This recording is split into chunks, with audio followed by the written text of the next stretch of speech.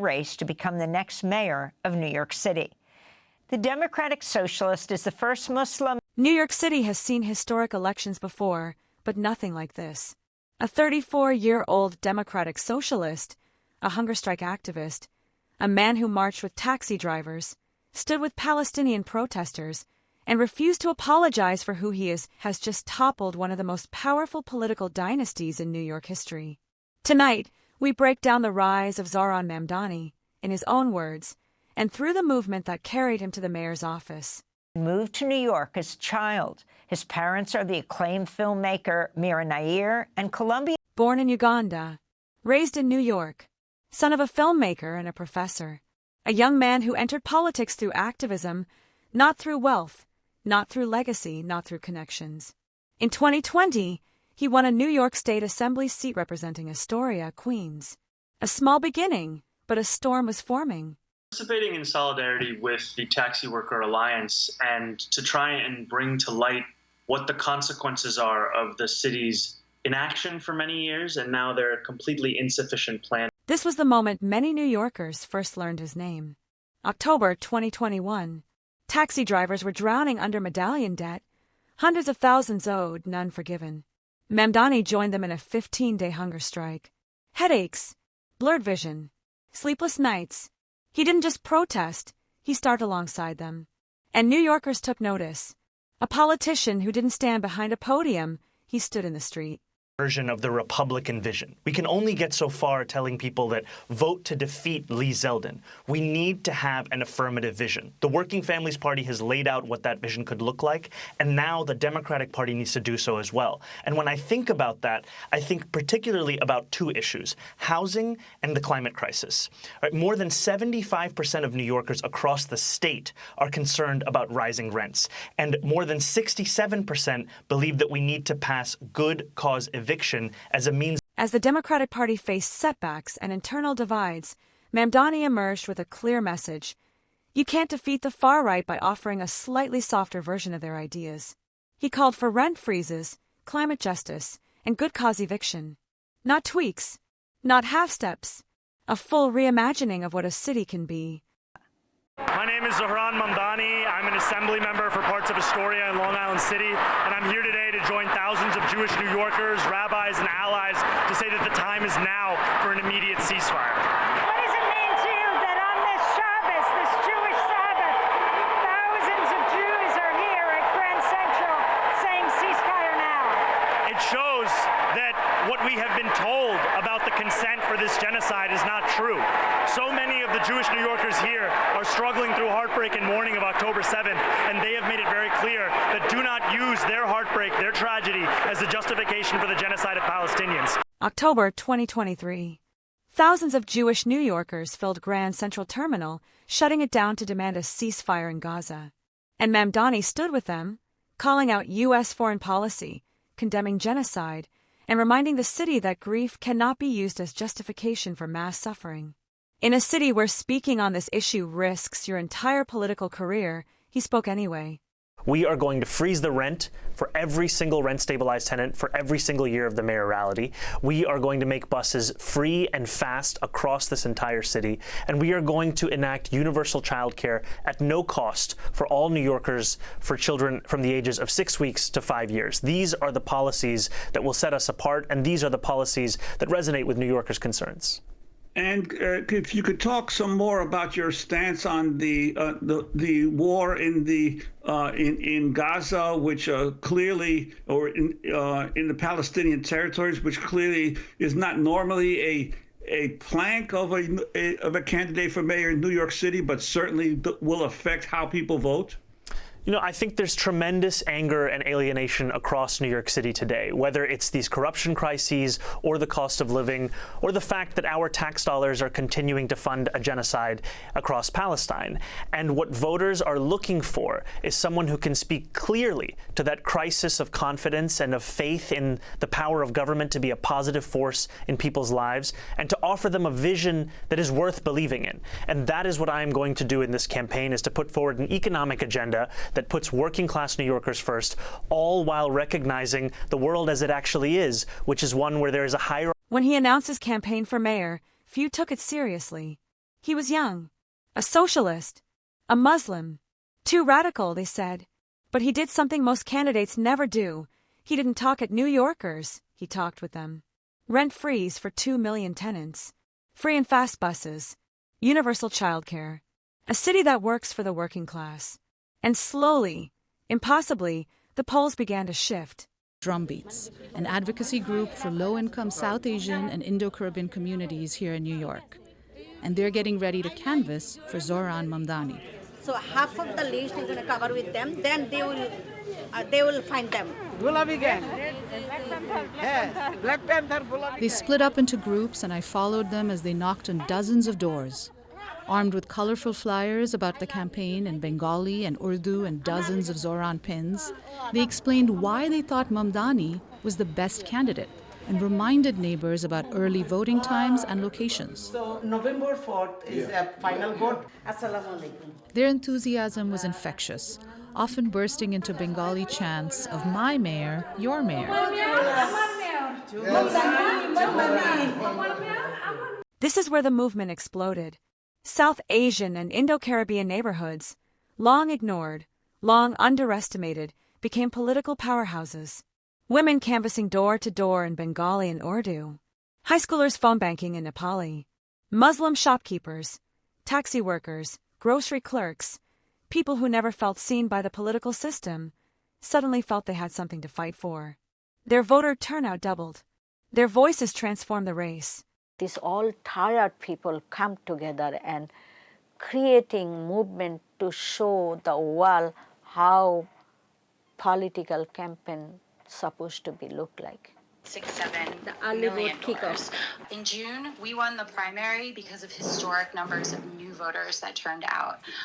We changed the... In June's primary, Mamdani didn't just win. He changed who showed up to vote. Muslim turnout rose 60%. South Asian turnout rose 40%. This wasn't a campaign. It was a movement. A rejection of fear politics, Islamophobia, and the status quo. A new political generation had arrived. These all tired people come together and creating movement to show the world how political campaign supposed to be look like. 6-7 million voters. In June, we won the primary because of historic numbers of new voters that turned out. We changed the... November 4th, Brooklyn Paramount. The air electric. Volunteers crying, cheering, hugging, after a year of canvassing in rain, snow, sun. NBC calls it. Zoran Mamdani wins. A 34-year-old Muslim Democratic Socialist defeats Andrew Cuomo, one of the most powerful men in New York politics. A seat once reserved for the elite is now held by a child of immigrants. Which is something that I know is on the minds of a lot of people. My name is Jakpreet Singh. I'm the political director at Drumbeats, and I feel amazing. I feel ecstatic. I'm on top of the world. It's going to be a couple of days until I come back down. Hi, my name is Nabila. I'm the youth organizer at Drumbeats. It's well known that while young people are very enthusiastic, they're the least likely to vote. Yeah. What's your response to that? I think this just goes to show when we have a candidate that actually cares about the popular issues that affect everyone, and someone who's charismatic and who doesn't talk down to you, you finally have a youth that's ready to show the energy they've always had. It's just that they've been marginalized all this time.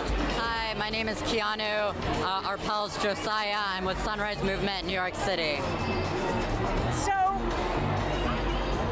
what are your feelings right now?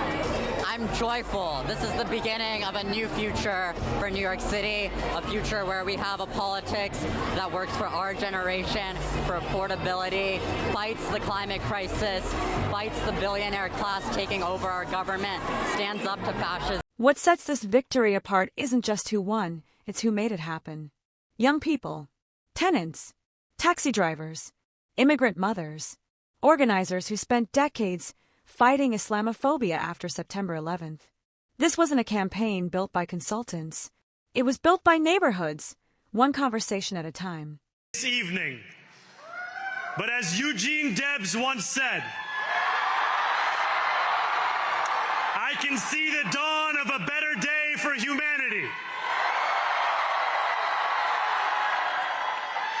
For For as long as we can remember, the working people of New York have been told by the wealthy and the well-connected that power does not belong in their hands. Fingers bruised from lifting boxes on the warehouse floor, palms calloused from delivery bike handlebars, knuckles scarred with kitchen burns. These are not hands that have been allowed to hold power. And yet, over the last 12 months, you have dared to reach for something greater. Tonight, against all odds, we have grasped it. The future is in our hands. My friends, we have toppled a political dynasty.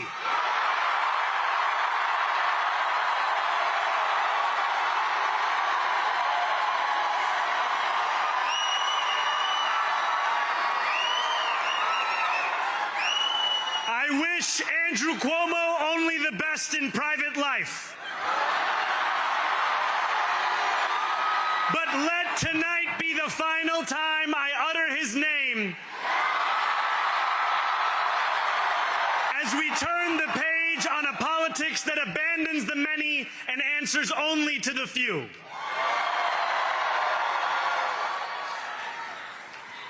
New York, tonight you have delivered a mandate for change, a mandate for a new kind of politics, a mandate for a city we can afford, and a mandate for a government that delivers exactly that. On January 1st, I will be sworn in as the mayor of New York City.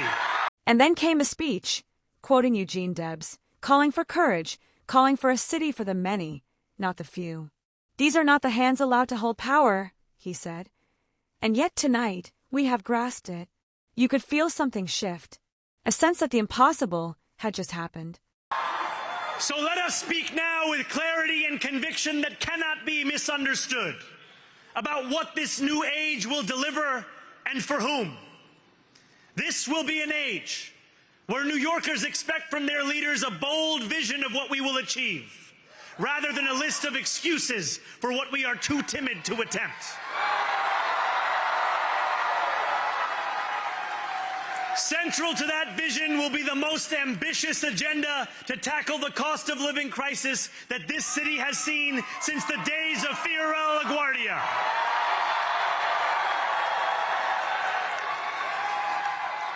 An agenda that will freeze the rents for more than 2 million rent-stabilized tenants. Together, we will usher in a generation of change.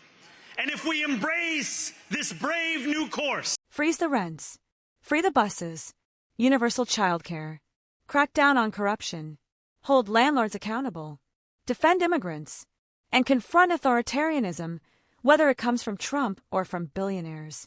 Mamdani didn't run away from bold ideas. He ran on them, and won. You campaign in poetry, you govern in prose. If that must be true, let the prose we write still rhyme, and let us build a shining city for all. On January 1st, Zoran Mamdani will be sworn in as mayor, the first Muslim mayor in New York history, a mayor whose power comes not from donors, but from people. The city has chosen a new future, and if his movement stays as strong as his message, New York may never be the same again.